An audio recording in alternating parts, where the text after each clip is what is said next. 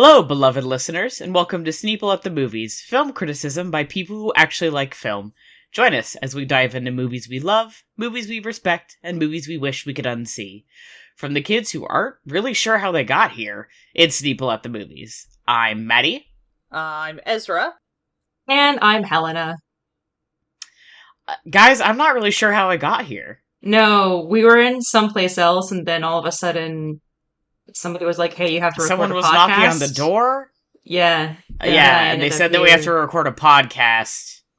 And our friend has been acting up recently. Hey, I'm just gonna go flip this pile of coins that I have sitting on my desk. You for could no say reason. I'll get back. What to is you. it? Yeah, Ezra, go ahead and flip a coin. Scream. Heads. Oh, okay. Well, that's weird, because that's what we got last, 156 times you flipped a coin. Heads. Okay. Again. Well, that was 157. This is odd to me. I mean, each individual coin flip is its own exercise in probability, unrelated to all of the ones that have come before it. Right now, you're I'm not Rosencrantz worried. and Guildenstern. I'm like a third separate party. Yeah, I don't know. I just like once again. Yeah, I'm responding to both names. Okay, yeah, that's right. Picture this. You are both Tim Roth and Gary Oldman, and I am. God, I wish. I'm somewhere else.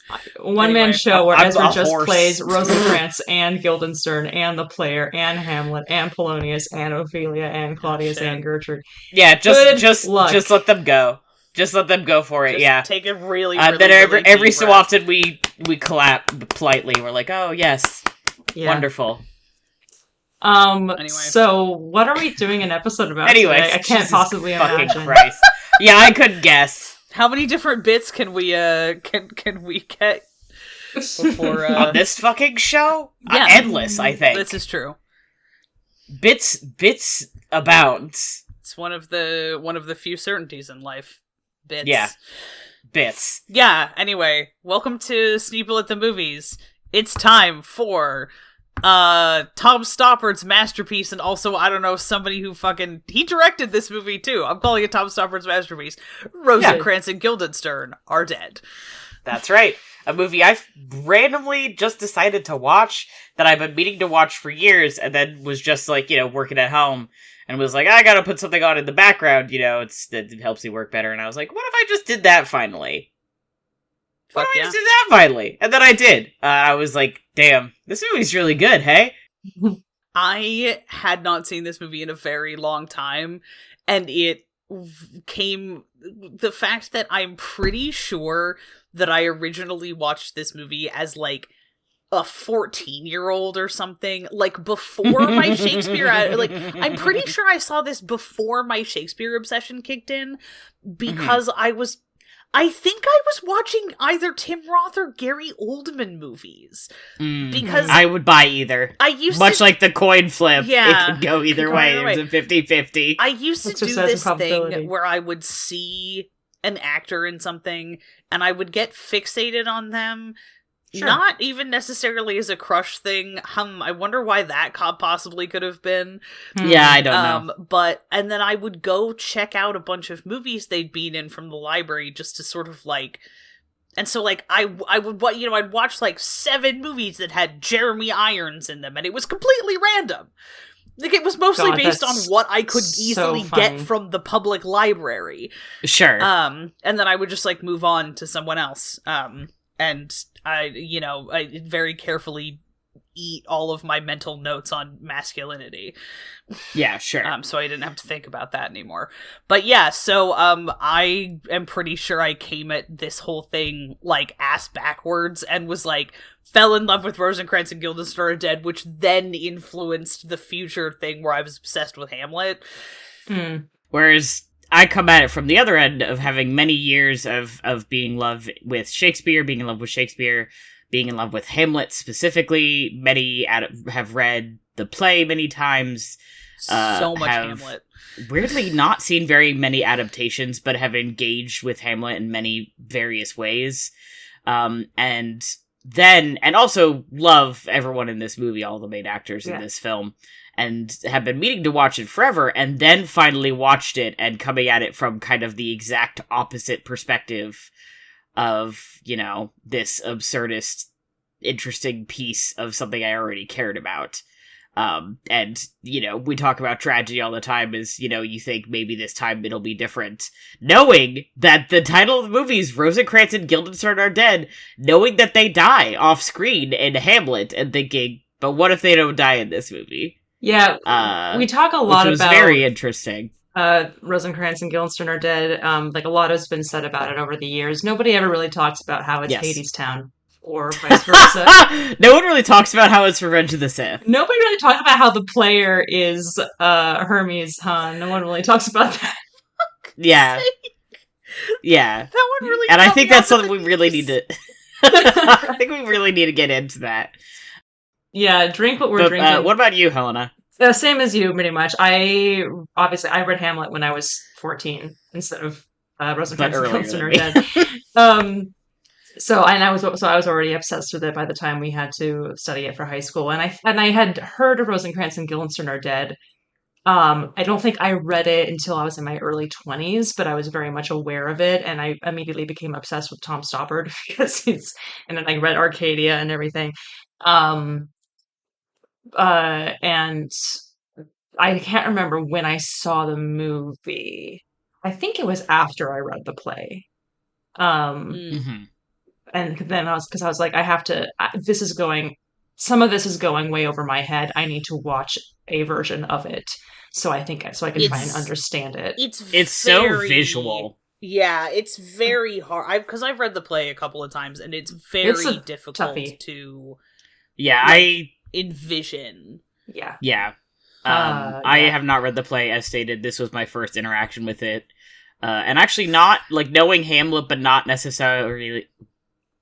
Knowing Hamlet and not necessarily knowing this movie's approach and interpretation of it. So it's one of those things where it's I know Hamlet, but I didn't know really what this movie was about. Yeah. And watching it and thinking, I know this is a play. I can't imagine what a written version of this play is like, because so much of it is pantomime, so much of it is physical. Yeah. And also, separately, watching it and thinking, I can't imagine this on a stage. And I know that there are stage productions. I was literally just talking about one a couple weeks ago. Yeah. It was really interesting. And now I'm, kind of desperate to see a staged version to see how that use of space is different. I am pretty sure I have squirreled away somewhere the 2017 one that has Daniel Radcliffe in it. Yeah. That would be good to watch. Hell yeah. I am such a moron. Pretty sure I have that squirreled away somewhere. Because I had access to a recording, not a video, but audio only of... And I don't think... audio of this production as it was happening, but the actors reading the play of the Sam Barnett, Jamie Parker, Rosencrantz and Guildenstern are dead, and then I lost access to it. I might have that somewhere. Please hold on. Put it in my I'm gonna have mouth. to go find my external hard drive and dig around on my external hard drive. Because it is not impossible that I have that sitting around somewhere. Any version of that you have in any form whatsoever will kill me instantly. So I'd love to get my little gay hands on it. Rosencrantz and Guildenstern are dead, guys. That's the episode. Yeah. That we're doing. Do we wanna squeak in a quick what we sneep? Yeah. Let's sneep, hey. Yeah, we should sneep. I'm putting a pin in this for later. I think it would be fun to spitball a list of duos of people that I would love to see do this play. Oh, that would be fun. Yes. Yes. And we'll also have to determine who. I already stated that I think am both of your Guildensterns, but I want to hear your opinion. I want to hear you guys fight over who is who in your duo. Okay, so. Right. I watched as the world's strangest double feature. So I mentioned on the last episode I was going to go see Brokeback Mountain in theaters. I spent the days beforehand dreading it, and then like, was hours beforehand, like, made myself cry, stressed out about it. Aww. Which, I need to maybe dig that one open a little bit and think that one through. But I was like, you know what? I texted my friend I was going with, friend of the show, Leia. I was like, bro, I can't do this. I'm sorry. I think if I'm going to see it for the first time in a really long time, I need to, like, watch it at home, probably by myself. And once I, like, kind of break through that wall, then I would be happy to see it in a theater. I just think, like, I've got this weird, like, vibe thing about it that I need to, like, get over first. And she was like, that's fair. I've had a pretty shitty day, actually. Why don't I just come over? We'll watch some movies. We watched the world's strangest double feature of Rocky Horror Picture Show and Roadhouse 1989. I've never seen Roadhouse, and I haven't seen Rocky Horror since high school when I watched it in person at one of those, like, in-person things they do. They have one specifically they do in Portland. And I think I went with you, Helena? Yeah, I think that might have been correct. The one where I had to go up on stage. Yeah, it's because you had recently turned 18.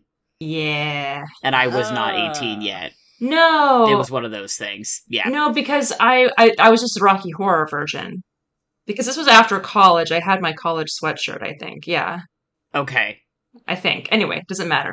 Either way, you had to go up, but I didn't. Yeah. Is the crucial part. Very, very crucial. I was pretty sure. It doesn't matter. Anyway, so I have not seen it since then. And then watched Roadhouse for the first time, which, like, wow, what a crazy experience. I had a fucking blast. Roadhouse fucks, actually. Excellent. Watched Rosencrantz and Guildenstern Are Dead, obviously. Rewatched The Goonies, my beloved, and then watched Collateral, featuring your friend and mine, Tom Cruise, and also Jamie Foxx. Oh shit! And Jada Pinkett Smith. The hair is so bad. I looked it up. Oh, it's so bad, dude. It's really unfortunate. It looks like he showed did a up better job of gray spray, like, on my friends in high school. Yeah. I haven't been convinced yet, and maybe I have to see it in motion. But I do. Now to be clear, I don't think it's attractive on him. I just look at it and I go, no, that's great. No, that's dude. Fair. I promise. It looks like the Party City wig. If he had like not the look stupid, good. if he had like the millennial undercut and then the gray on top, it would look intentional. It would still look dumb, but it would look like... It looks like his character in the movie is trying to hide his natural hair color, and it's not working. Maybe that's what's happening. Okay. Can I give you guys like a 2-second spoiler? Yeah, go ahead. I do want to watch this movie, but I don't care about spoilers. It is really good. It was fucking awesome. But the one point that was like really took me out of the moment that was really weird. There was this like heavy rock, like sad song that started playing. They're driving in the taxi. A lot of shit's fucking happened. A lot of shit happens in Collateral. Crazy stuff. Yeah. And they're in LA and 2 coyotes run across the road. And Jamie Foxx and Tom Cruise like make eye contact with the coyotes, and you see this look on Tom Cruise's face where he's like understanding something about himself. And Ben was like, do you think they sprayed his hair gray so he looks more like one of these wild coyotes?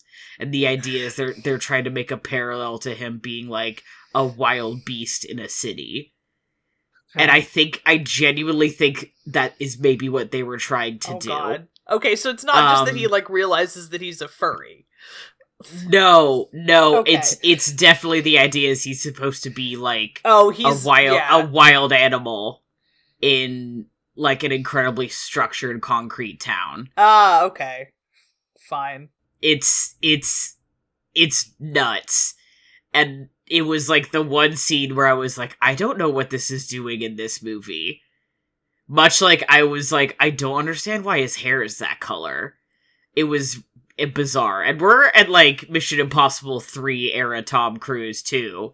So like he had good hair. It's good hair. Yeah. Nothing against bad he's hair. Never now. had, you know he's what never I mean. Had bad hair. Yeah, he has good hair always, but that was specifically like a good haircut era.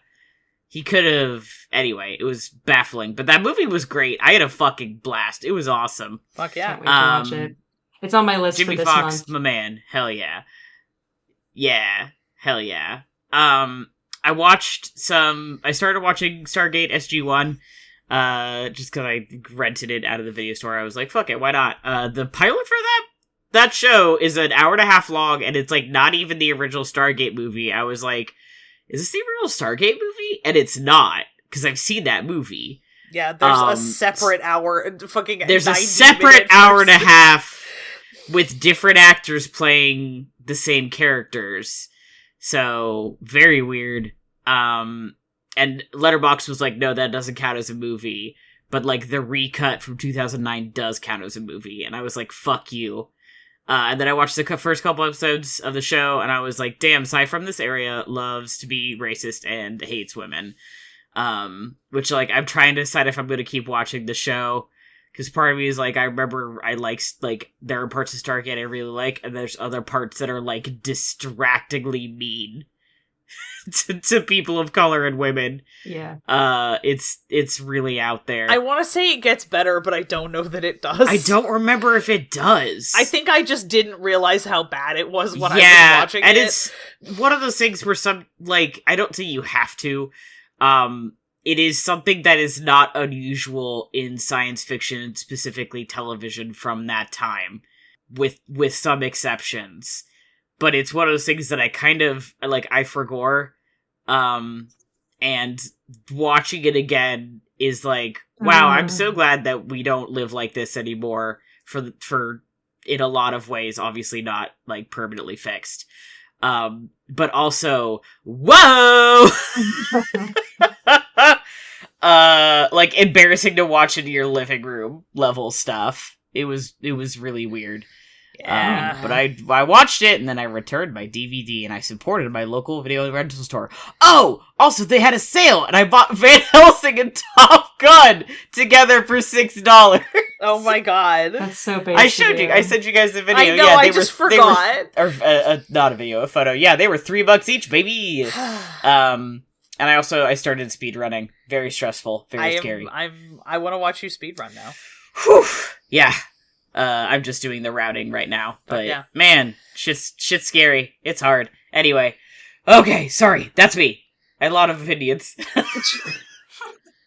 Somebody else go. Get me out of here. Mine's quite short. I'm pretty sure the only thing I've actually watched was I finally finished Fruits Basket 2019, and I had to deal with being really emotional about Fruits Basket. Yeah, baby. Anyway, it got me. The fruits have been basketed. I don't need to fucking get into it, but I made a joke earlier that there's a whole plot point in that show, and it didn't make sense to me for a few minutes because I forgot that cisgender women exist. Trans rights. Yeah, anyway. So, but it's really good. Fruits Basket is really good, as I'm sure we're all aware. Yeah. Yeah, anyway. I don't know. I feel like I think maybe I watched something else. If I did, you watched Rosencrantz and Guildenstern. I watched Rosencrantz and Guildenstern are dead for sure. I don't know. I think I'm having another B12 deficiency, and sometimes that makes me kind of just like my brain turn into concrete. That's concrete, baby. We're all good. Yeah. And it's not even doing anything useful, like turning into beautiful brutalist architecture. No. What an incredible sentence that was you just said. Not yet, anyway. I love your brain. That would be pretty funny. Thanks. I like it most of the time. Yeah. Is it away. me? Go ham, H. Here are my rewatches. I rewatched Hot Fuzz with Simon Pegg and Edgar Wright's commentary, which was very fun. They mostly talked about how good looking Timothy Dalton is, and they're so right. How good Nick Frost is, and all the little things that they were influenced by, and how the first thing that I remember, I'll try and like take away like one concrete thing from each of these commentaries that I watch, but they, the scene where they watch Bad Boys 2 and Point Break, and they like the shot of the DVD collection. He was like, those are all my DVDs, and I think like one of the other like assistant directors or something, I can't remember which one. And it's like, so we just used all of our DVDs, and I think some of my DVDs got stolen. At the rights. It's just so tragic. He said, I think somebody stole my DVD of King Kong, the original King Kong. Which is, I get it, but also return King Kong to Edgar Wright, guys. What if he needs it? Yeah, come on. It's been years now. I also rewatched Spirited Away, best movie of all time. I rewatched The Grand Budapest Hotel because my dad got me the Criterion for that for Christmas, so I had to watch it, and it's so good. I already rewatched it very recently, like 6 months ago or something. But it was just a delight to see it again. It was First Contact Day on April 5th. Happy First Contact Day, everybody. So, of course, I watched Star Trek First Contact. Yay! Can't wait for that to happen and solve all of our problems, surely. But Deep Space Nine hopefully World War III won't be an issue, right? Yeah, let's do it without that I don't want to have to live through World War III to fucking absolutely go nuts on some Vulcans. Mm-hmm.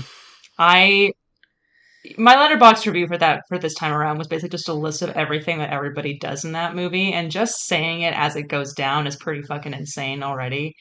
I always forget I don't know how I do this, because I've been watching this movie basically my entire life, but I do always forget how horny the stuff with Data and the Borg Queen is until I watch it. Yeah, it really is. And I'm like, wow. Damn. They're really putting Brent Spiner through it. They're like, here's what you have to do in this scene. He was like, oh, for the love of God.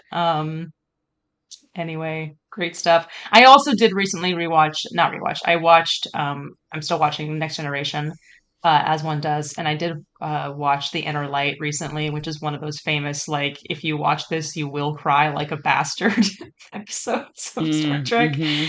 So that happened. Yeah. I rewatched Iron Man 3. Which Iron Man 3 is one of those ones, can I just say, that everybody was like, this movie is terrible.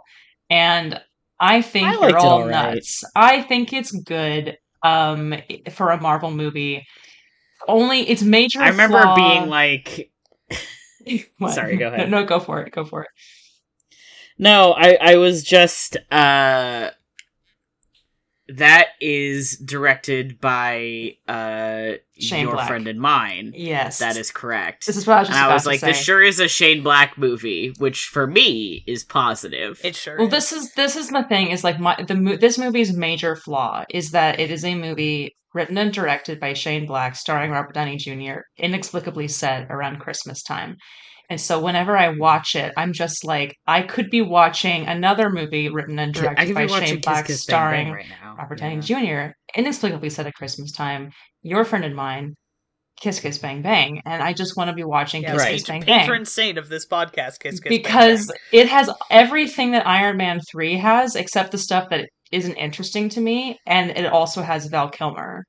And it also has Val Kilmer in it, yeah. Why? And it does kind of waste Rebecca Hall. Why pick the lesser queen? Exactly. That being said, I do think it is one of the smarter and better Marvel movies, and the fact that people didn't like it was only evidence, I think, of the fact that it's good. I saw Iron Man 3 one time when it came out, and I think I must have just been in an absolutely apocalyptically bad mood when I watched that movie, because I remember functionally nothing about it other than being like, I hate this. And I'm even more mad because it's a Shane Black movie and I fucking hate this movie. And I have no clue why! I mean, zero memory of anything that happens in that movie. If you don't like... Maybe I was already sick of... It might have been that I was already sick of the Marvel movies turning into the, Tony Stark show. Yeah, I think that if you are annoyed with Tony Stark as a concept, that movie wears out its welcome very quickly. Because I don't give a shit. Yeah, so, there's a lot of stuff in... quips in there where I'm like, this is, funny to me now. but I've also had like years of distance, and also to me in this movie, he's not Tony Stark. He's just a really a smarter and more competent version of Harry Lockhart, just barely. Yeah. So it's fine. It is very possible, I'm realizing now, it's entirely possible that I was just mad that it had a bunch to do with Christmas and I wasn't expecting that. And like, Yeah. this That's is fair. a thing that, like, known thing that pisses me off, being ambushed by Christmas content in a movie that has no reason to have Christmas content in it. Mhm. I'm all way less annoying about this now that I don't work in retail. But when I was doing my time in the Christmas music retail trenches, I was kind of a jackass about it. You were understandably very, very fed up with it. Anyway, so as one that's would. you unlocked a memory there where I'm like, wow, I don't remember why I fucking hated that movie so much. Maybe I should like look into it. Yeah, it's a fine movie. If you like, go for it. If you don't, I think you will get more out of rewatching Kiss Kiss Bang Bang for the 500th billionth time. I'll probably just show my Mhm. roommate Kiss Kiss Bang Bang, because I don't think he's ever seen it. Has he not seen it yet? Possibly not. So Oh, maybe I'll just... bad news. Yeah. He's about to. Bad news. Sorry, Chloe. buddy. This is not Hey. fucking optional. I don't know if you know this, Ezra's roommate, whose name I'm not going to mention on the podcast, but you're about to watch Kiss Kiss Bang Bang, and you don't even know it yet. That's so beautiful for you. Yeah, it's Kiss Kiss Bang Bang, and then also he said he'd watch The Last Samurai with me, so that's the next on the Hell watch. yeah, baby! We're a cruise household. Anyway, Cruise sorry to household. keep derailing your fucking section of what we sneep. No, it's okay. I have watched, in terms of stuff I've watched for the first time, I have watched A Matter of Life and Death, which is the Pressburger and Powell movie from 1940s, which is the craziest movie I've ever seen. It is so fucking good. It is insane that human beings made this and made a movie that looks like this. I am obsessed with it. It's incredible. I watched Assault on Precinct 13, which slaps like a motherfucker, and like, who is surprised? You already knew that. This is, of course, the original Assault on Precinct 13, directed by our, friend of the pod, John Carpenter. Hell yeah. Of Yes. course. It is actually part of the one of the new collections that premiered on the Criterion Channel this month, which is One Night, which is a bunch of movies that take place over just one night. That's where we got Collateral from. That's where we got Collateral. That is where they're bringing Mikey and Nikki is in the collection currently in that too. Yeah. So lots of really good stuff in there. Fantastic film. Also, so Assault on Precinct 13 is inspired by the movie Rio Bravo. And I had a moment where I was thinking about that movie, or Assault on Precinct 13 specifically, and then for some reason I started thinking about Attack the Block, and I realized that Attack the Block is that movie in so long. Technically Assault on Precinct 13, so it is technically Rio Bravo. So triple I need feature. to watch Attack the Block again. Yeah, for real. This is all I'm saying. The pieces come together. The pieces are all coming together. I literally I was walking to the library when I thought this, and I literally stopped to check Wikipedia out while I was like on the sidewalk, being like, was Joe Cornish in any way thinking of these movies when he made this? And I couldn't find anything, and I was like, I mean, I guess that's fine, but it's so. And so we don't know. We don't know for sure, but it hit me like a freight train the other day. I also went to go see Love Lies Bleeding.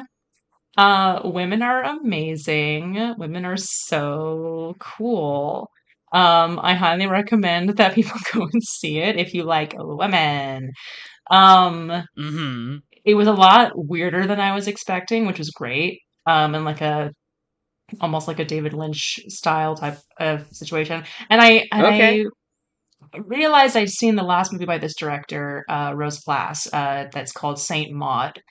And I wasn't as crazy about Saint Maud as I was about this. I thought it was good, but I had trouble connecting to it. But Rose Glass, whatever wavelength you're on, I'm vibing with it. Everybody give it up for Kristen Stewart, and Ed Harris's wig in that movie because it's bad. It's it's a very bad wig. The theme of this episode is actually bad hair. Please, I wonder if you can Google Ed Harris's hair in Love Lies Bleeding, because it's really, I was like, every time he came on, I went to see it with a friend who was treating me to the movie. We were the only people in the movie theater, luckily, because every time he came on, we were just like, oh, it's so bad. It's such a bad wig. But I think, like, on purpose. And then I also watched Husbands, which is a John Cassavetes movie, from about three. Oh, that's bad hair. It's bad hair, huh? Yeah, it's pretty bad. Wait, what are we looking at? Ed Harris and Love Lies Bleeding. Bleeding. Ed Harris and Love Lies Bleeding. I mean, he's a very bad dude, so, like, it works. Dave Franco's hair is also pretty bad in it, but... Whoa, that is catastrophic. Yeah. Can I just read part of this review for this movie out loud really quick? Yes, please. And then I swear to God we can move on. Yes, please. This is 5 stars, audience reviews. Love Lies Bleeding is an exotic thriller made for sapphic queers and their communities. This is not to say others won't enjoy this sweaty... Can't even finish it. Herculean ride. Now, this movie is action, drama, sex, suspense, and magical realism. ... So basically, it's fantastic. And there's more. I don't care to read more. I just really needed to get through. Made for sapphic queers and their communities. This is not to say others won't enjoy this sweaty Herculean ride. Now, the term sweaty Herculean ride is a lot more appropriate and more literal than you think it is. In terms you have to go into not trying to fit this movie. film in a box, kind of like living the queer experience. Mm-hmm. I recommend knowing as little as possible about this movie before going in. And you will have a good time. Thrilling. Okay, sorry for cutting you off. I just had to share. This is my last one. Husbands. I watched Husbands with John Cassavetes and Peter Falk and Ben Gazzara about men being terrible and in love with each other and not knowing how to process their emotions. They're all unfortunately very hot in it, and it's a problem because they're being the worst people you can possibly envision. It is really, really hard to watch, like most John Cassavetes movies, but it is great. And I think that is everything. I reread Antony and Cleopatra, so I'm just rereading a bunch of Shakespeare plays right now. I was gonna say, speaking of Shakespeare, the number of scenes that motherfucker has. I hate it. I know what he was trying to do. I know he was trying to cut up the action like a battle sequence, but I hate that there's an Act 4, Scene 14. I really, really hate it. I hate that one of the scenes is just Caesar comes on. This Octavius bitch doesn't Caesar know how to cut his shit down. He just comes on. He says one thing to one of his guys, and then he's like, Act 4, Scene... And I'm like, I'm gonna fucking kill you. One line. It's kind of amazing because it's almost like he was envisioning the fact that there would be movies in the future. It's because he's like, yeah, this is a scene. Cut it, print it. That's a scene. That's right, baby. That drives me absolutely crazy. It's all seeds in your head. Yeah, absolutely. You know what he was about. Yeah. Yeah. And then, of course, you get to Act 5, and it's like one big fucking scene. It's one scene. Yeah. Because he used up all the seeds in Act 4. He used up all the scenes. There's only, there's like a seed per play quotient, and he used them all up. And he was like, well, shit, okay. Like, this is my last one. And he's like got 30 different servants and 30 different messengers. And I'm like, how am I supposed to keep track of where all these messengers are going? The messengers in Shakespeare plays are very important to me textually. Because I'm just like, what are these guys doing? It's not as bad. What are these haters up to? What are these haters up to? It's not as bad as in Richard III, where there's one scene where a first messenger comes on, tells him something. A second messenger comes on, tells him something. And then a third messenger comes on and tells him something, and you're like, I am actually going to punt all of you into the sun. And then Richard this is me getting the same Tumblr post from multiple people at a time.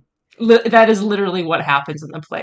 Richard gets really mad about it too. He's like, I don't want to see this. Stop telling me this.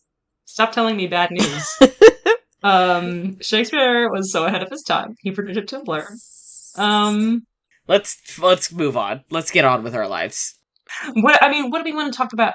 I mean, the first thing, again, that I put in this document, which I'm going to repeat out loud because I like to drag myself, is that there's a certain point where I did realize that I knew what version of Hamlet Tom Stoppard was using when he wrote this play, basically, which is that he was working with the first folio, not the quarto, because there's a bunch of stuff in the folio that's not in the quarto, and the main reason that I know this is that my version of Hamlet, which is the New Pelican Shakespeare version, is based on the second quarto.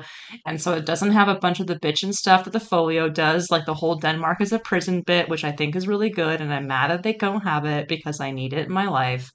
That's all in like referenced tangentially, like after the fact in Rosencrantz and Guildenstern Are Dead. They talk about him saying that he's living in a nutshell. And that's all the stuff that's in that scene in the folio. So that was great for me personally to realize that.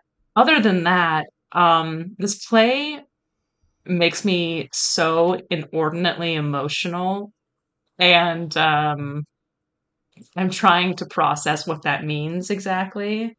But I feel like it's just go for it.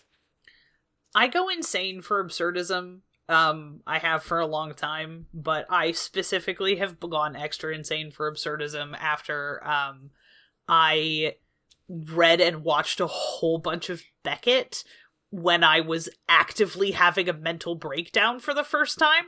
Oh, that's a good time to read Beckett. Dude, so you know what's even worse is when you are on study abroad in London in the middle of a mental breakdown, trying desperately not to let anyone know that you're having a mental breakdown, and you go alone to the Victoria and Albert Museum to go see an archived video of Ian McKellen and Patrick Stewart in Waiting for Godot, and, like, have an even worse mental breakdown. That would do it. So, I just, like...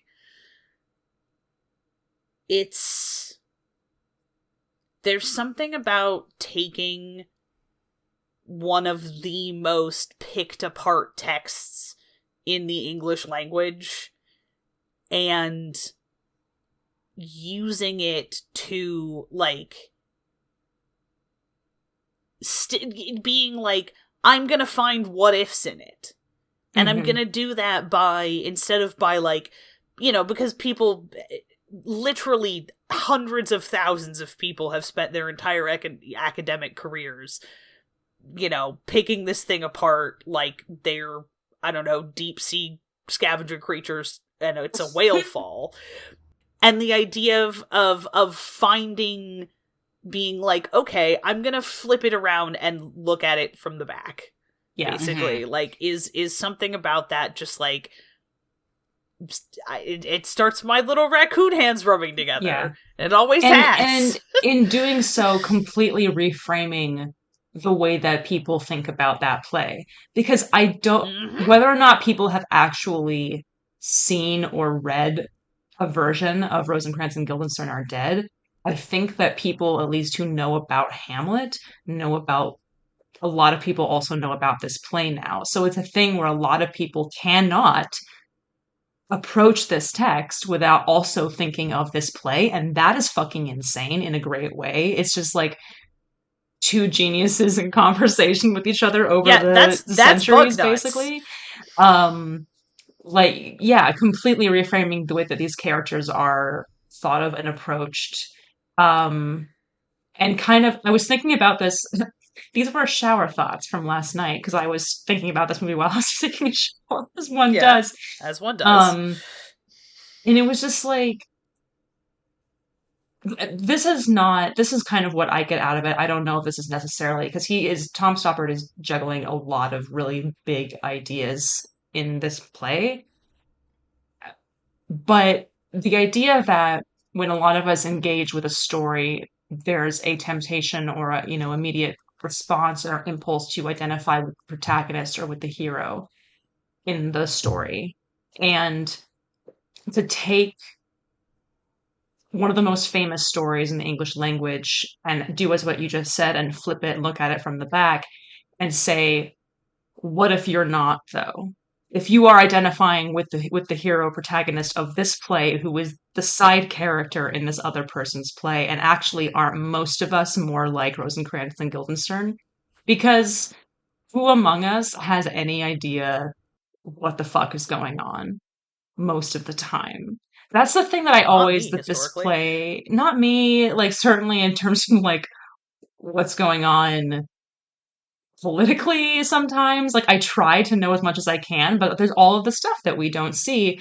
And that's the thing that Rosencrantz and Guildenstern Are Dead made me realize about Hamlet in particular, is that there are so few characters in this play that actually have all of the information and they're able to act upon it. So few people. Not even Hamlet does. Barely Hamlet. If it's like, if two people know the most information, it's Hamlet and Horatio. And then Claudius. But even then, Claudius doesn't know exactly what Hamlet is plotting. Hamlet doesn't know that when he's been sent to England, that Claudius is also plotting with Laertes when he comes back, like when he's coming back to Denmark, even though he suspects it, he doesn't have all that information. Like, nobody is possessed of all of the facts at any given time, but even less so are characters like Polonius or Gertrude or Ophelia or Rosencrantz and Guildenstern, all characters who really get the short end of the stick in this play, all of whom die. I started playing this game called Elsinore, where the idea is you are playing as Ophelia and you're stuck in a time loop, trying to find some way to make everything not go wrong, essentially, which I haven't played too much of it, but the idea of playing as the character who has basically no information about anything and playing through that first set of days where she wanders into a room, she like walks out of her room and one of the guards comes up and is like, your dad is dead. Your brother is gone. Hamlet killed your dad. Like, just the fact that like all these things are going around and I, as the player, know exactly what's happening, you know? But even I know Hamlet's gonna kill Polonius. I don't know when. I didn't know that I needed to go to a room at a certain time to stop that. And Ophelia, as the main character, had no idea it was even coming, and she's just sitting there as her life spirals out of her hands, and then gets the second chance, and the third chance, and the fourth chance. And even then, each day, she gets this snippet more, and that's never enough to get her out of this trouble.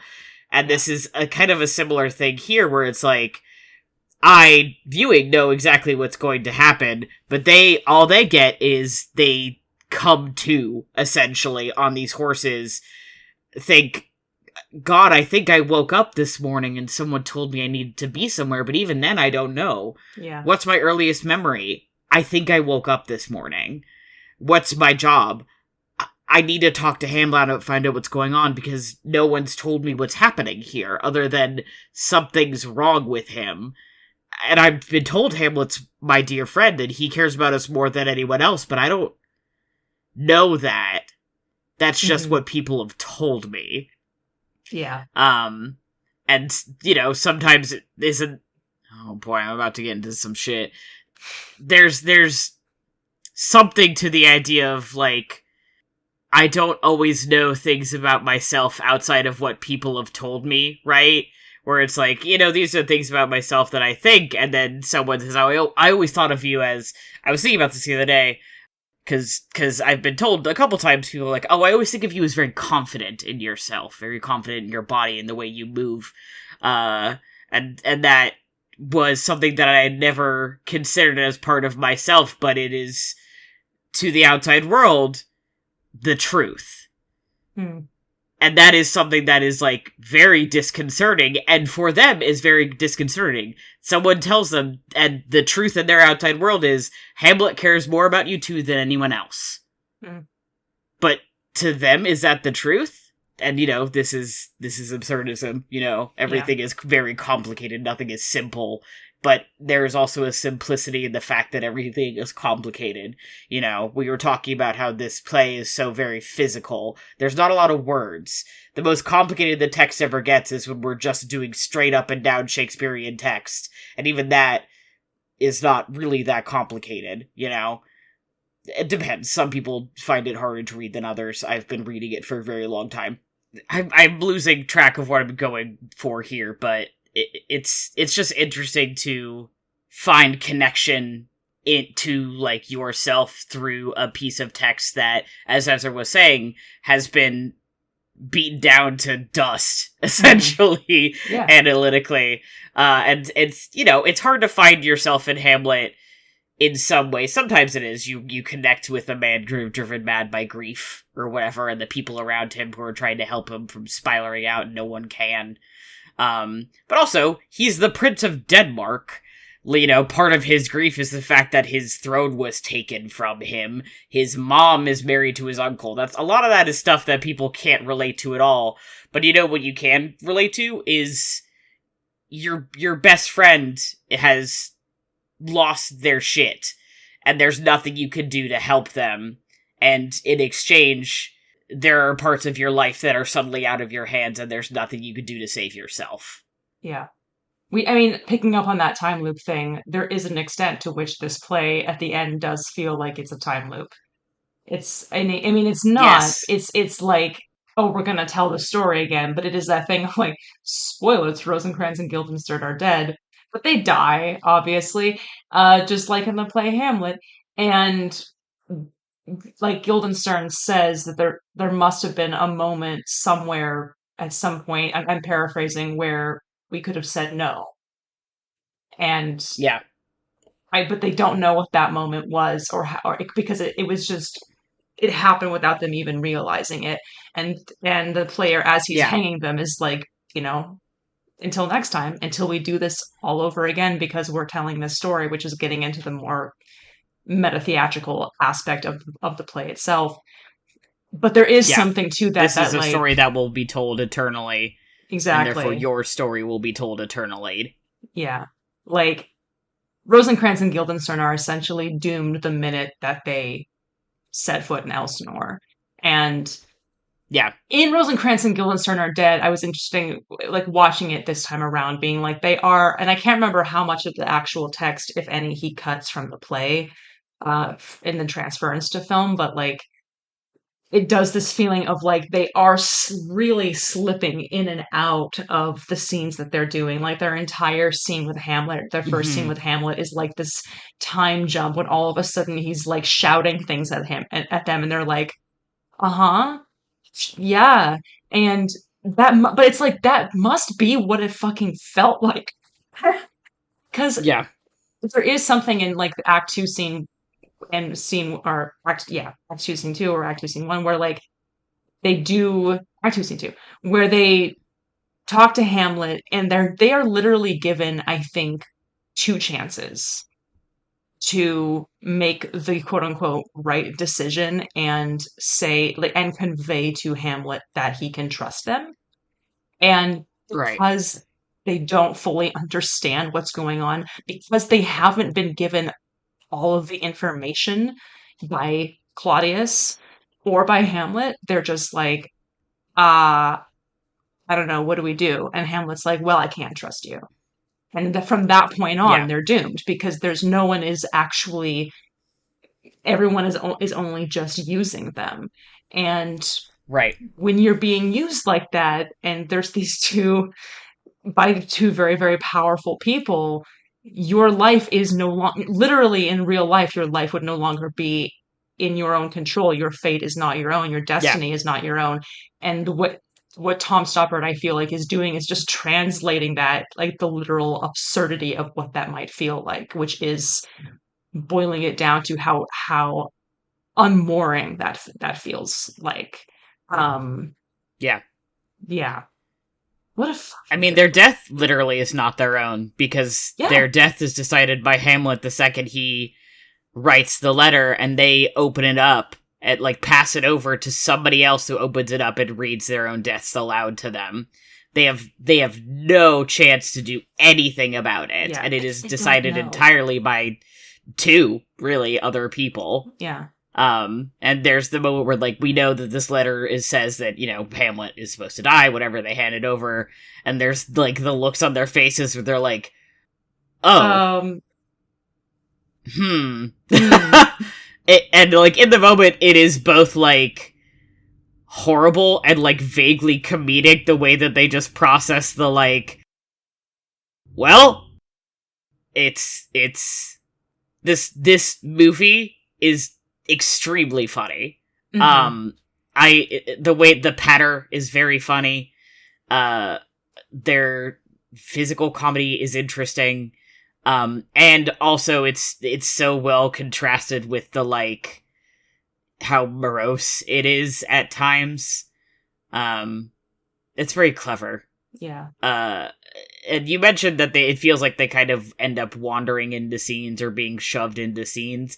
I really liked the feel that a lot of those spaces they were in were just sets, which, like, one, they were, that's how movies are made. Two, duh, dude, that was supposed to be the feeling, but it felt like they were stumbling in and out of, like, boxes through backstage, where, like, the whole actual play is going on around them, and they keep accidentally, like, falling into it through, like, a rafter upstage or something.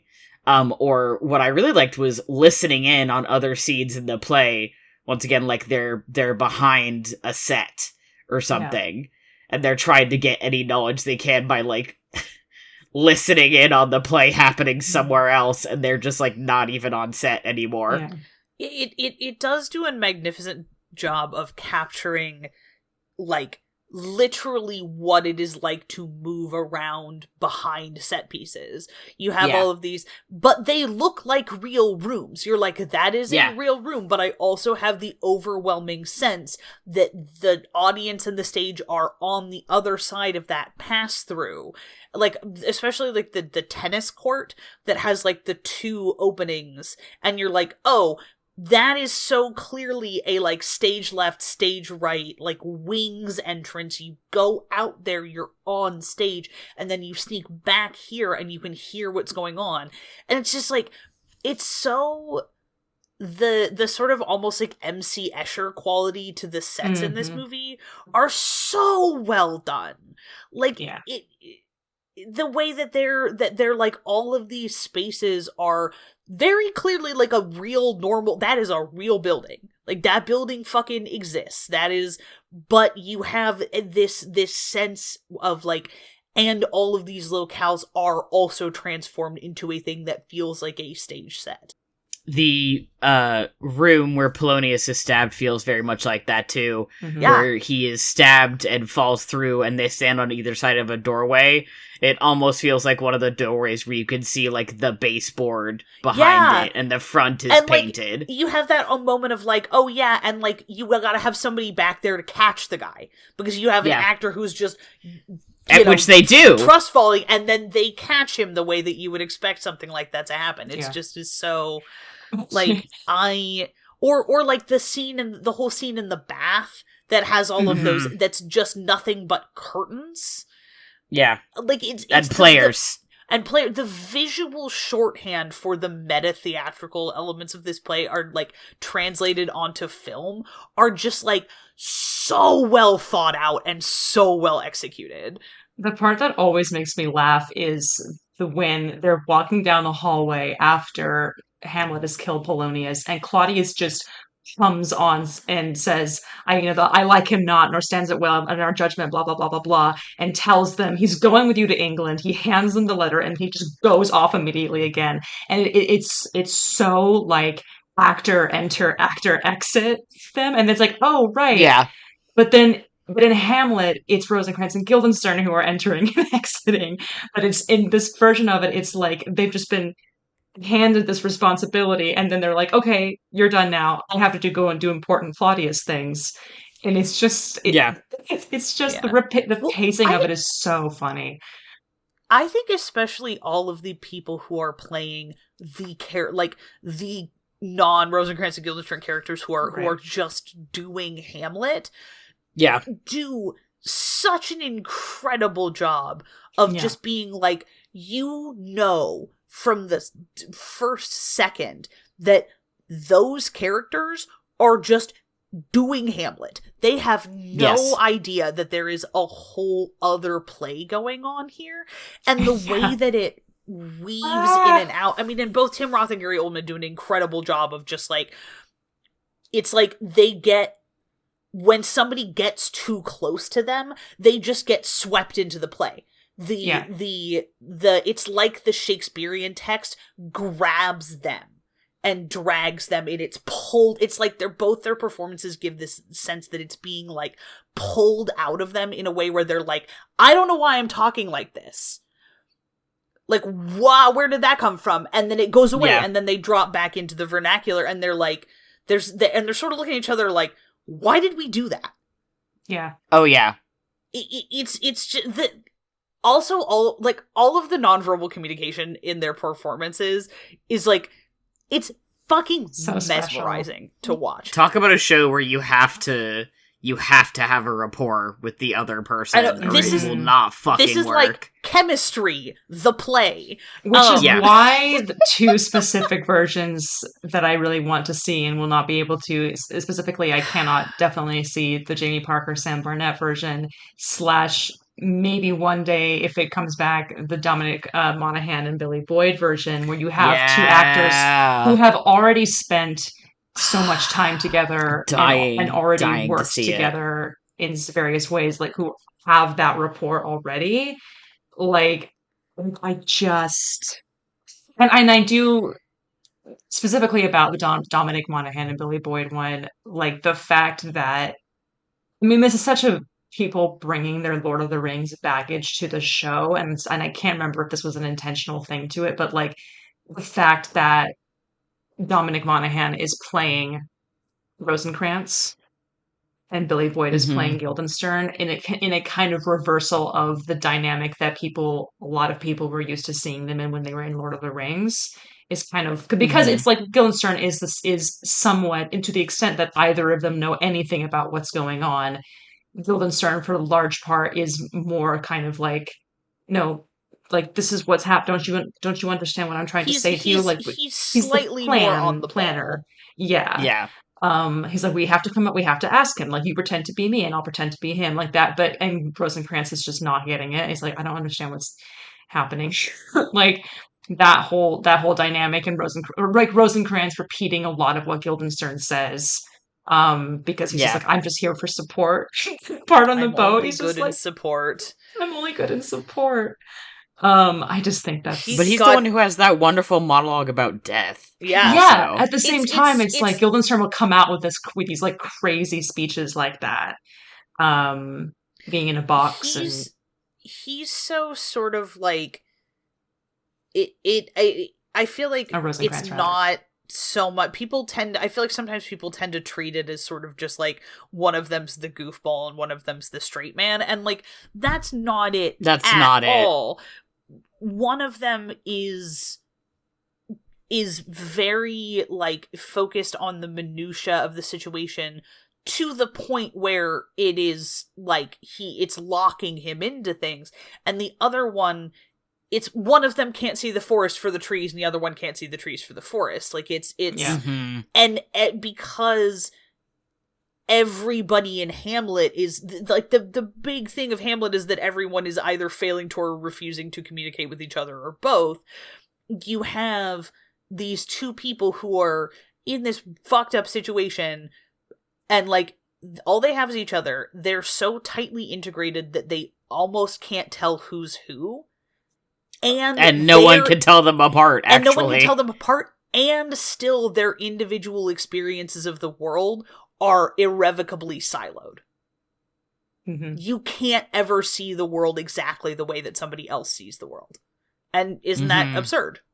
Yeah. Because that means because doesn't that mean that there is no such thing as objective truth? Anyway, like I said, I got Beckett pilled at age 20. Well, I was insane.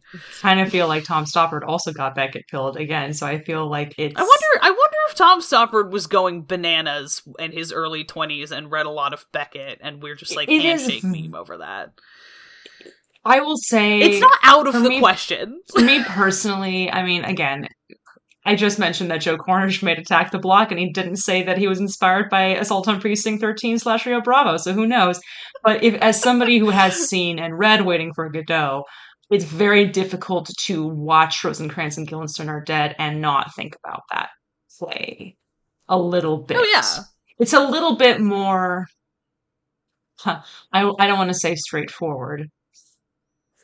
It has slightly more of a plot than Waiting for Godot does, only by virtue of the fact that the plot of Hamlet is running underneath it, I think. Well, yeah, it's less, it is a little bit less of a philosophical exercise first and a theatrical production second, which is sometimes what Beckett, not necessarily Waiting for Godot, but his other stuff is in like, general. You're like, buddy, you could have just written like, you lost me. This feels like the philosophical version of a mathematical proof that you're like making me watch, but it's people buried up to their necks in sand. I don't get a philosophy degree. I don't ever want to have to read, watch, listen to, or interact with crap's last tape as long as I live.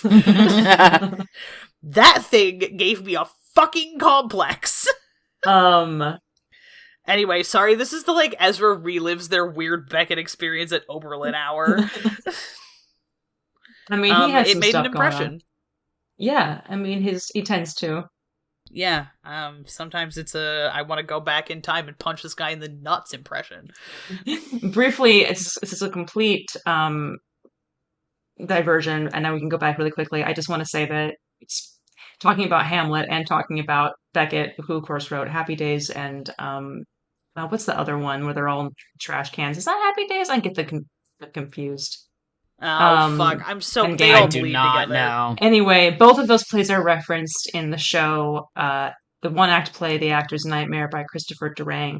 Christopher Durang sadly passed away recently at the age of 74. Oh, really? So I wanted to give a shout out to my boy because he wrote a very formative one-act play that I read a lot as a kid.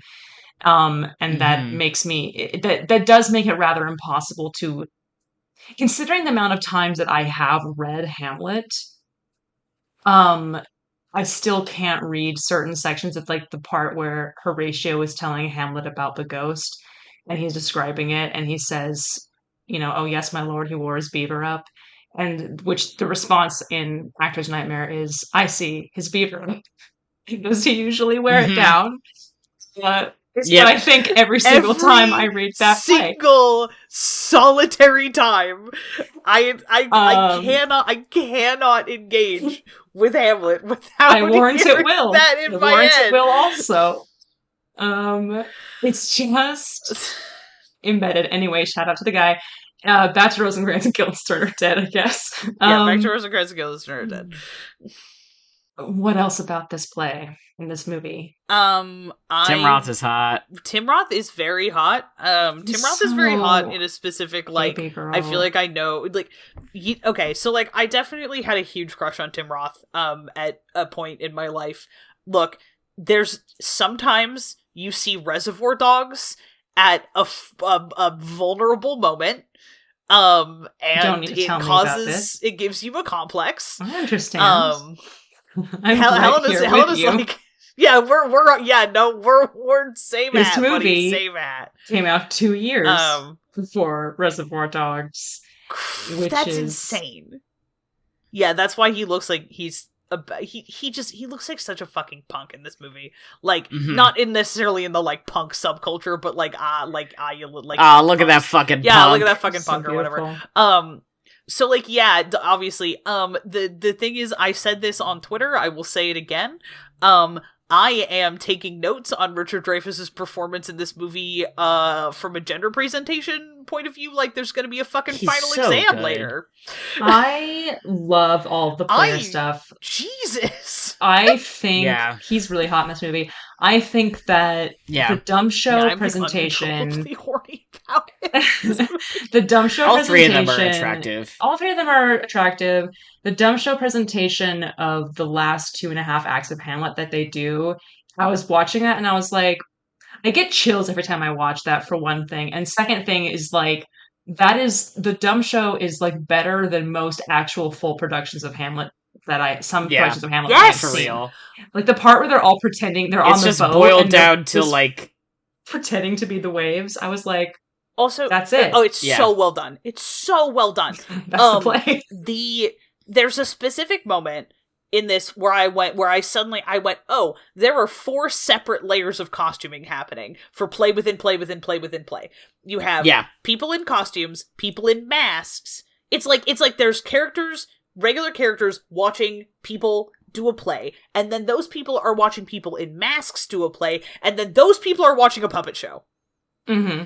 Yeah. And I was just sitting there, and I was like, and this is all conveyed with, like, costuming and set design and set and production design, and it's completely silent, and you know exactly what's going on, and I get really hype about good production design.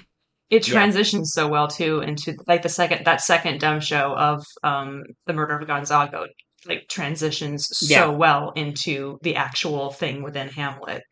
They're just like, why isn't this a puppet show all the time? Surely? They're very good at boiling the text down to, like, I want to say it's like simple syrup, but it's that's what it is. It's the core piece, and you just let it simmer for a while until it's the concentrated, the most concentrated version of it that it can be. Yes. That's a normal way to describe it. Thank you. Yeah. I mean, I knew exactly what you meant as soon as you said know, but syrup, I was like, there's a better way to say it, and you found it. So much appreciated. You're welcome. The bouillon of what Hamlet is. And it's really incredible. Bouillon. That's what I'm going back to. Like you said, it's better than a lot of productions because they get so caught up in the, like, I'm performing Hamlet TM. And it's like, don't think about Hamlet. Don't think about all the other things that it has been. Don't think about the weight of it. Think about, it is a play. It is a production. It's a story. Yeah. There's nothing else there. And that's what they do. We're telling a story. And we're telling a story from the perspective of these people who are watching the story play out before them, which to them is both a story and, unfortunately, their fucking lives. Yeah. I think that the problem that people run into when also, wanting to adapt any kind of Shakespeare, right, is like, how can we make this different? Which is fair in a sense, because, like, it's been done and done and done. Yeah, we're putting on this show for hundreds of years, sure. Yeah, what do we got to find in here that's meaty to me and that's relevant or interesting? What can we do to change it? But with the dumb show, the thing about the dumb show is that, like, it boils it down to its bare essence and shows how interesting and dramatic those set pieces in themselves are. Like the whole pirate scene, which essentially mostly happens off stage. Entirely happens off stage for the audience in Hamlet. The sword fight and the poison and Ophelia drowning herself, which again happens off stage. Like, all of this stuff, like, there's all of these things that is so well done. It's so incredible. And at the very end, for them to be like 8 corpses, a bloodbath, and they're like 6. Yes. They're like, no, that 8. gave me fucking chills. Exactly. Just turn and see the 2 of them, and it's that gesture of being hung. Mm-hmm. Oh my god. Ooh, that fucked me up. Because they're like an afterthought.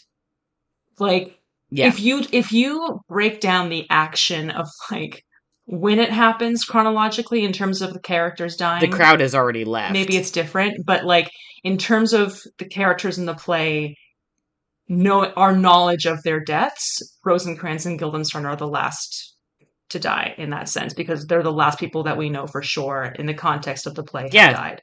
And everything is already over. Some rando runs in and is like, "Oh, we want to let you know the King of England did his part." Yeah. thumbs up emoji. Those guys are dead already. And that's it. That, like, as, yes. Oh, the thing about that is that, unfortunately for me, I will literally, the end of Hamlet is ruined for me forever because of the 14 bras joke. Oh. Fucking it took damn it. everything I had not to make that joke. Not if you cut 14 bras out of the play. You almost have to, which this for play my does. own sanity at this point, because, again... Yeah. I mean, I just realized that, like, there is no... I know a lot of productions have done that. There is no mention of 14 bras in Rosencrantz and Guildenstern Are Dead. Like, that's not even... Nope. That is so beyond irrelevant. Their concerns and their knowledge that they're just the, like, political complexity of we have to let the... Oh, he's from Norway, right?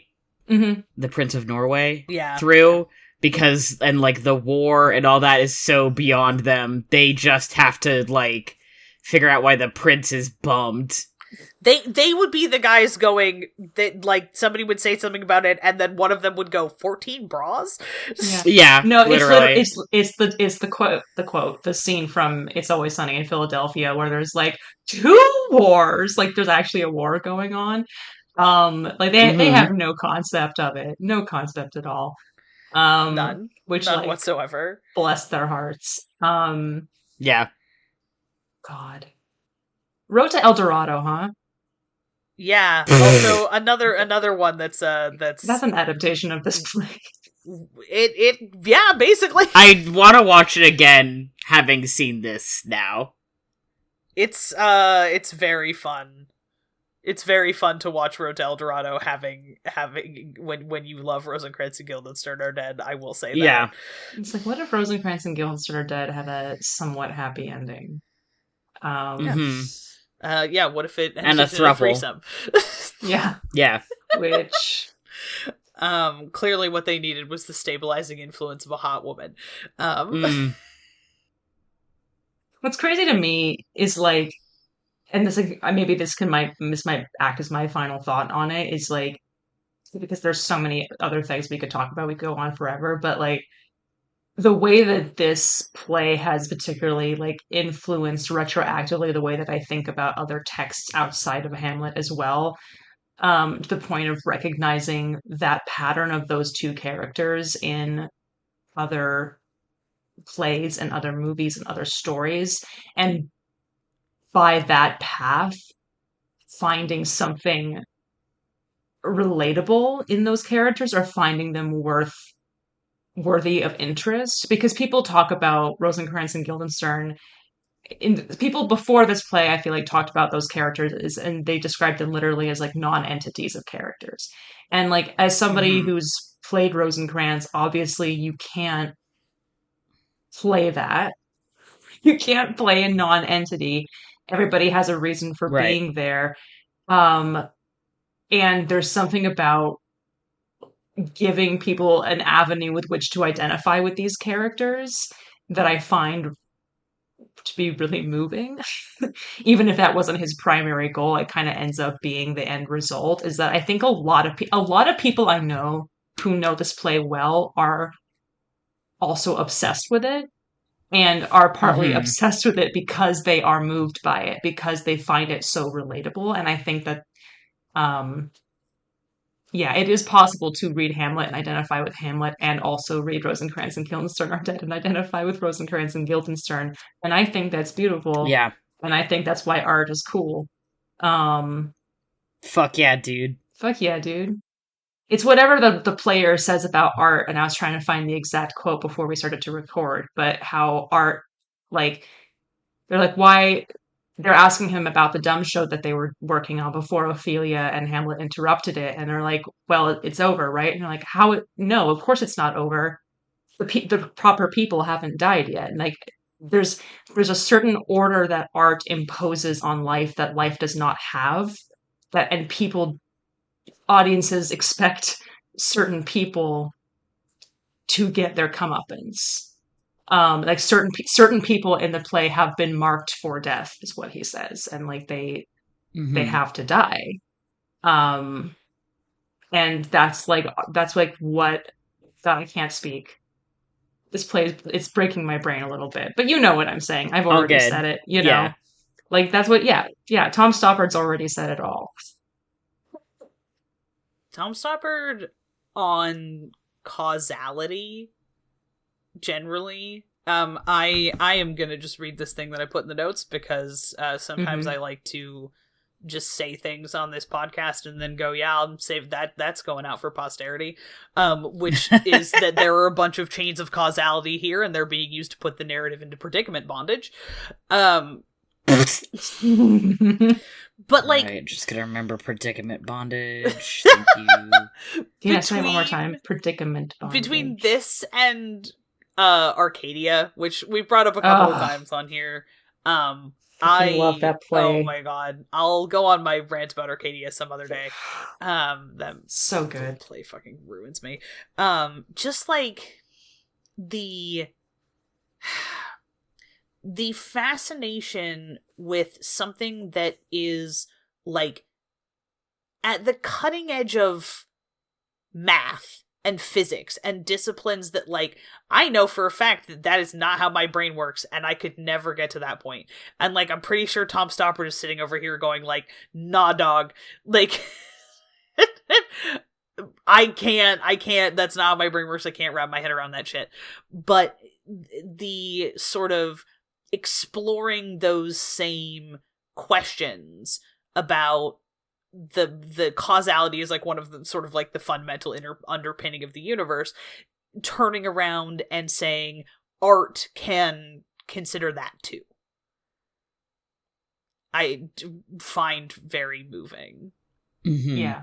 Yeah.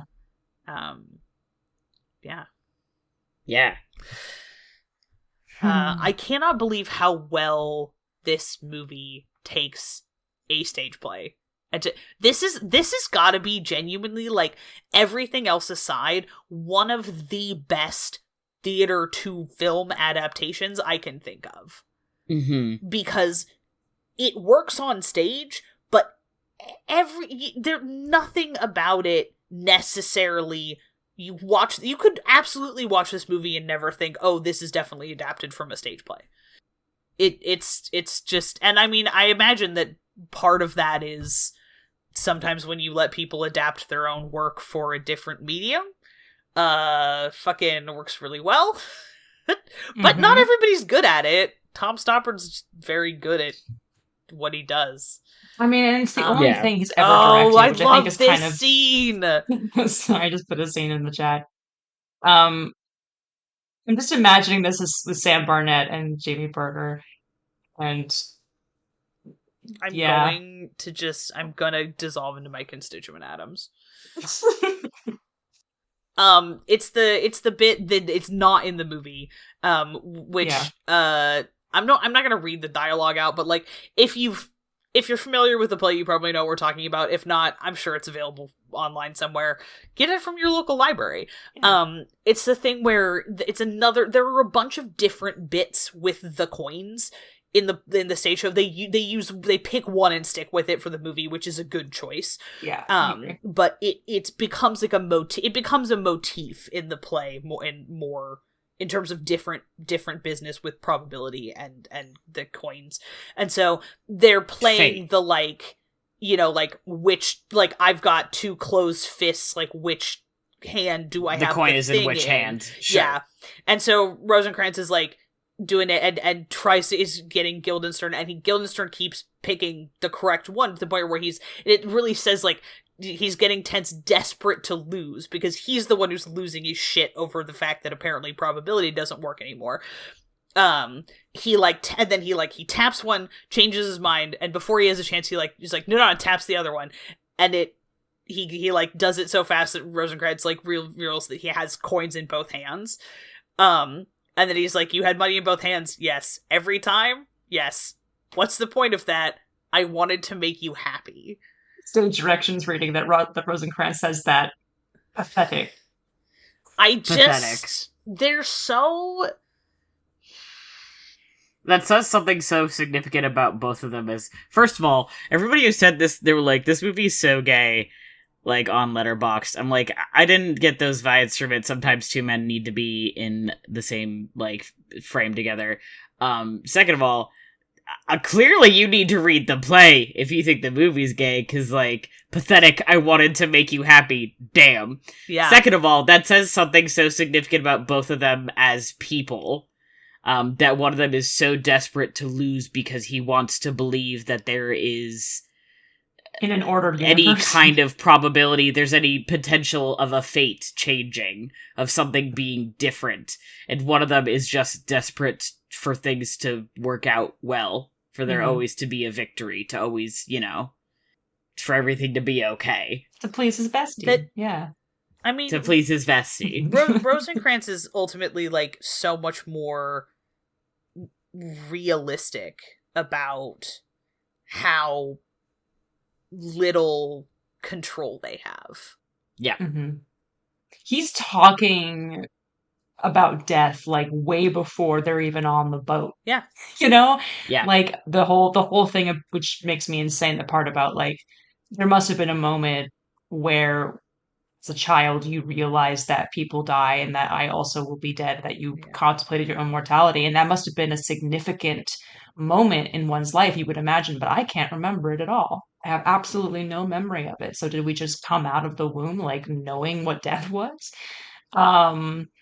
Like he's just having these thoughts and he's already like pages ahead and like philosophically in terms of what's going to happen to him without realizing it.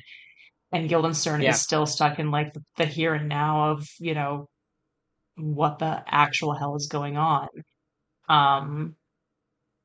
Yeah. It's also, there's the sense of like the acceptance versus the like the fear, the unable to accept what will come.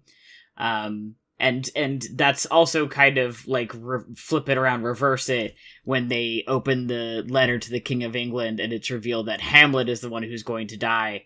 And Rosencrantz is like, well, shouldn't we do something? He's our friend. And Guildenstern says something to the effect of like, we all die. We all die. It doesn't matter. Yeah, we do, don't we? Thrilling news for you, sir. We do, in fact, all die. Thrilling news. It's very for Hamlet. interesting. Thrilling news for Rosencrantz and Guildenstern. They are, in fact, dead. I don't know if you guys had heard that. They are dead. Oh, shit. Yeah, that might be a spoiler. Sorry. Yeah. Well, where can we have our thanks? I don't know. Not from It's about the journey. It's about the journey. About the journey. Really.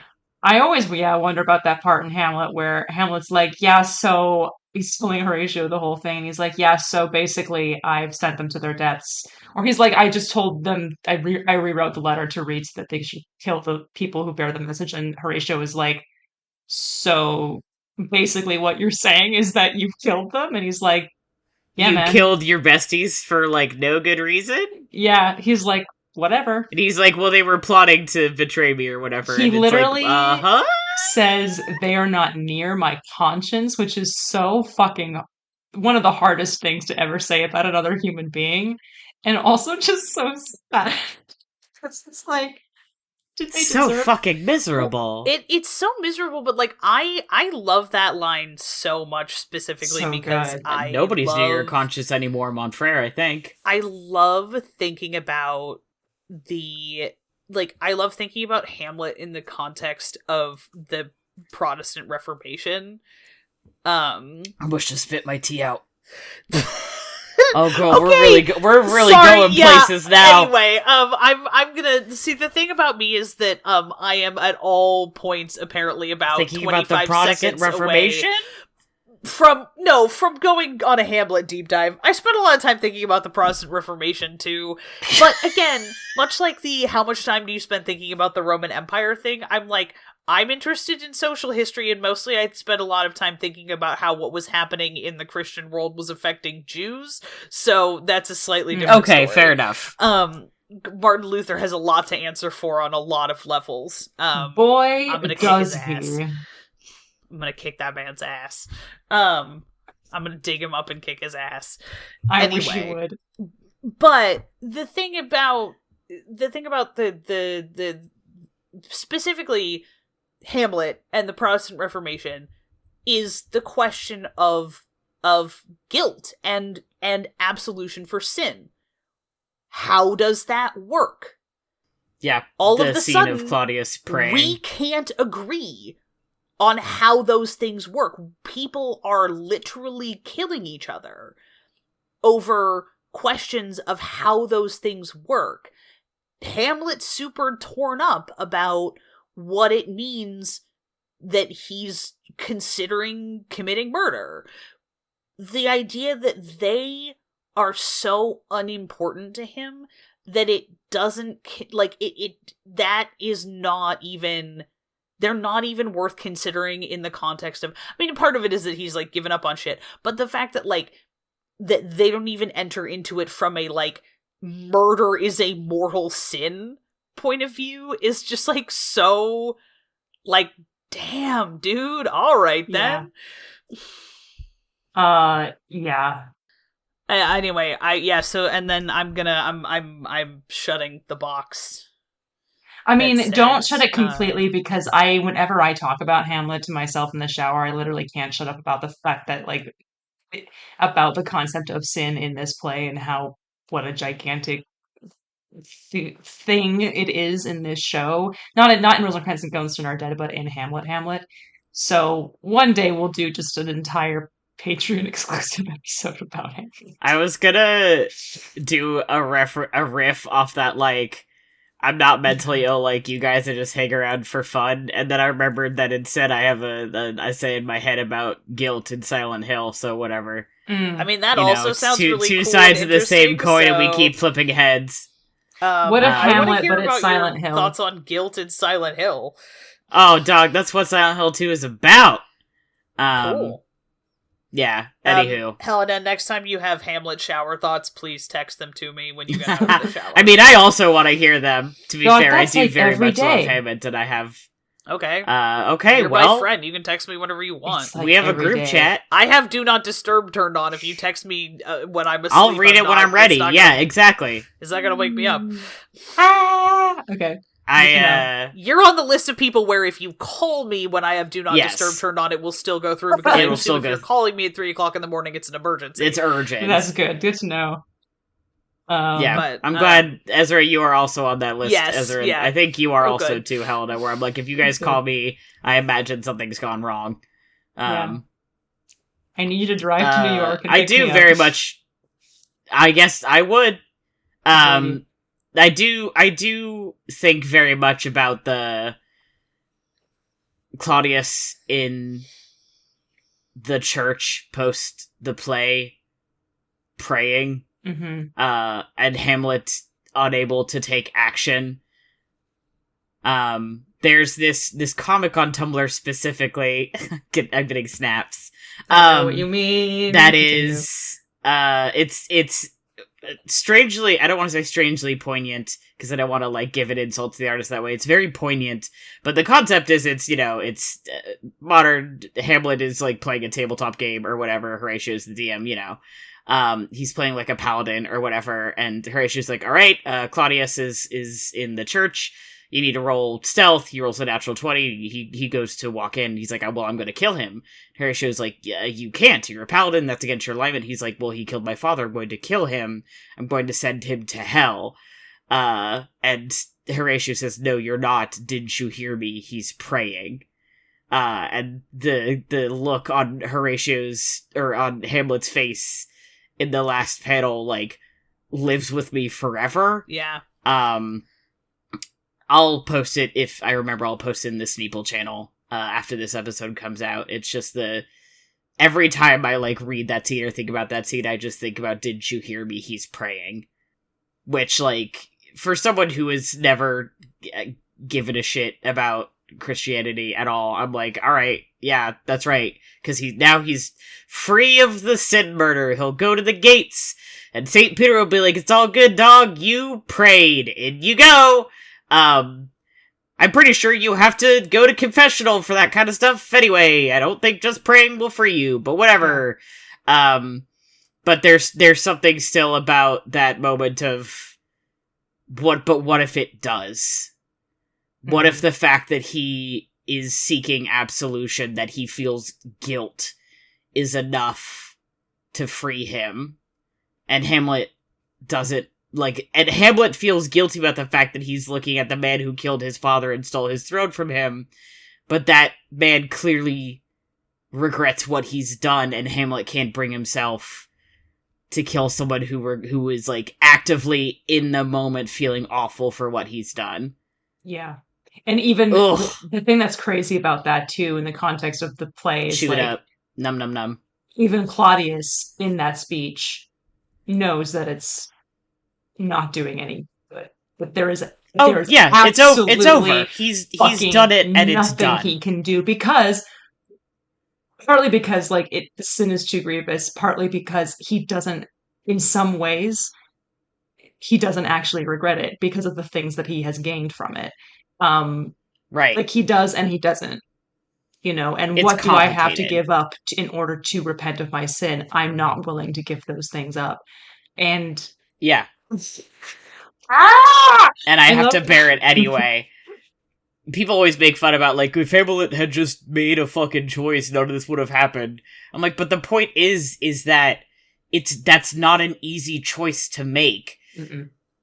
And in the struggle of trying to make that choice, he ends up getting a lot of other people killed. He ends up killing a lot of other people. Yeah. But that doesn't make it any easier, right? It's all falling apart around him. He's already murdered at least one person. Hello, Clodius. Yeah. He sent other people to their deaths. Something has happened to Ophelia, ? She's dead. But it's still... Yeah. Polonius was an accident. He wrote a letter for Rosencrantz and Guildenstern. It's harder to look Claudius in the eye and kill him until he's already killed Laertes, and it's like, well, fuck it, I've already done it one time. Yeah. It's over. There's a whole thing about Shakespeare transitioning from a certain type of hero that he wrote early on in his plays of the man of action that is sort of personified in Henry V or Antony or something, and then transitioning into a different kind of hero that is Brutus. And then later in Hamlet, that's the thinking man, the person who does not act, but actually thinks about the consequences of his actions. And when people say that criticism, Matty, I'm just well, if he had just done the thing and the play would be over. And I'm like, yeah, that's the whole point. Is the play is not about let's finish the plot. It's about how this is wrestling with those consequences and the very idea of knowing what we know to be true in the first place. That the whole thing is if a ghost came and told you that you need to murder somebody, would you do it? Secondly, if people compare Laertes to Hamlet and say here's Laertes acting as the man of action in this play, and look at how we hold him up, is Laertes as the man of action when he acts is constantly making the wrong choice, because the first thing that Laertes does when he comes back is fall into Claudius's sway and agree to do whatever he says, even though Claudius is lying to him. He's not lying to him about who killed his father, but he is lying to him about the reasons for it and how it happened and what he's done that Hamlet would want to murder him. And Laertes does not realize that until it is too late, and and only has time to regret it before he dies. And that's what that gets him. Now, to be fair, Hamlet also dies. It's not thinking about things a little bit before he does them gets him, saves his life, but yeah. We can't get into it. I can't get into it. This can't be the Hamlet show.mp4. Anyway, I'm just gonna wrap this up. We gotta go home before we all start combusting. I'm very glad I finally watched Rosencrantz and Guildenstern Are Dead. It was really good. The pacing was great. It's very crisp. The acting is good. The costumes were great. Everything was so top notch. I love Hamlet. I love absurdism sometimes. I love my friends. I don't know. Too, what bud. else? Rosencrantz and Guildenstern, or you and me? Oh, okay, okay, good. Not Ezra, I guess. Wow. No, fuck I mean- me, all right. No, you. I meant to say myself and Ezra. But yeah, okay, sure. Both of All, okay. all four. All of the four above. All of us. E, Okay, all of great. the above. That's right. Tim Roth and Gary Oldman. What do you guys got? Jesus. Anything else? Trying to think about. I mean, I can't believe I don't own this movie on DVD, and I need. I can't watch it on either, DVD. and I just saw it last week. Finding out that Donald Sutherland and Elliot Gould wanted to do this makes my Oh my god. heart hurt with what we've lost in this world. That's all. That broke my brain a little bit. I was like, yeah, I can see it. It would be so great. It'd be so great. Once again, a worse timeline. More not for what is past, I guess. I don't know. Yeah. Look to the Z? future. I don't know. I feel like I went on like 4 separate rants tonight that I was not really expecting to go on, but I'm gonna go on a 5th one, which is just that oh no, I have to go reread Arcadia now. Uh-oh. Watching movies about people who aren't sure who they are is always hits different. Now that I have decided to trans my gender in my late 20s and early 30s. Yeah. It's an uncomfortable place to be sometimes, but it's also better than the alternatives. Mm-hmm. Trans rights, too. I already said it earlier. I'm saying it again. I don't know. I don't got anything snippy to say at the end. Fair. Fuck cops. Anyway, so... Yeah, ACAB. Trans rights, fuck cops. I love Shakespeare. Thanks for hanging out with us here on Sneople at the Movies. We're on the Infinity Break Network, a choice that maybe will be regretted after this episode comes out. Maybe, we'll see. Check out infinitybreak.net for more awesome content and come chat with us on the Infinity Break Discord. You can find it at bit.ly/I Infinity T Talks. You can also shoot us an email at sneopleatthemovies@gmail.com if you got a subject you want to hear us talk about, a movie you think we absolutely need to see, or want to share your favorite duo that's doomed by the narrative. Our Oscar-worthy music is done by Johnny Ronaldo. You can find at Johnny Ronaldo on Twitter. And our glorious Technicolor logo was designed by Bethany Luthold. You can find her at bleilaniarts.wixsite.com. If you enjoyed listening, please leave us a review on iTunes and share the show with your friends, your enemies, and your partners in crimes. As always, thank you for listening, and we'll see you in the movies. In the movies, at the movies. This episode's over now.